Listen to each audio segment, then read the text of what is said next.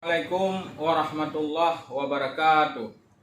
Saya selaku tokoh masyarakat dalam Kecamatan Matangkuli mengimbau kepada seluruh masyarakat untuk mengindahkan dan mematuhi himbauan pemerintah dan maklumat Kapolri sebagai pelindung masyarakat untuk menghindari daripada keramaian agar terhindar dari terjangkitnya virus corona yang sangat menakutkan, yang selama ini bukan hanya di Indonesia, bahkan di Tanah Suci Mekah pun sudah ada peraturannya untuk menghindari daripada keramaian agar dapat memutuskan rantai daripada perjalanan virus tersebut.